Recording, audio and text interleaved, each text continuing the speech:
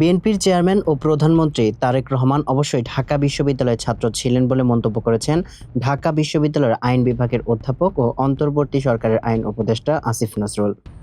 ১৩ মে নিজের verified Facebook পেজে দেয়া এক পোস্টে তিনি এই তথ্য নিশ্চিত করেন।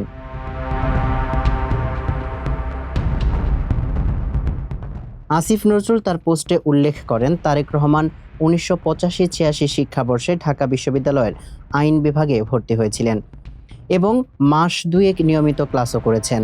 আইন বিভাগের উপরের ব্যাচের ছাত্র হিসেবে বিষয়টি তৎকালীন সময়ে তার জানা ছিল বলে তিনি জানান।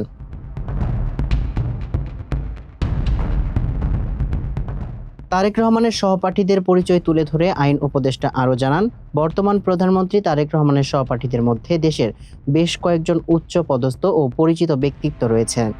এদের মধ্যে রয়েছেন সাবেক স্পিকার ডক্টর শিরীন শারমিন চৌধুরী, সাবেক উপদেষ্টা সৈয়দা রিজওয়ানা হাসান এবং সুপ্রিম কোর্টের আপিল বিভাগের বর্তমান বিচারপতি ফারাহ মাহবুব।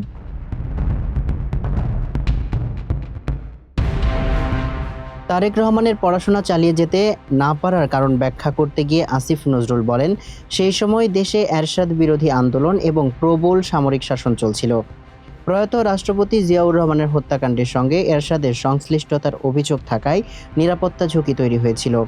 সম্ভবত এই প্রবল নিরাপত্তা ঝুঁকির কারণেই তারেক রহমান ঢাকা বিশ্ববিদ্যালয়ে পড়াশোনা বেশি দিন স্থায়ী হয়নি এবং তাকে বিদ্যাপীঠ ছাড়তে হয়েছিল।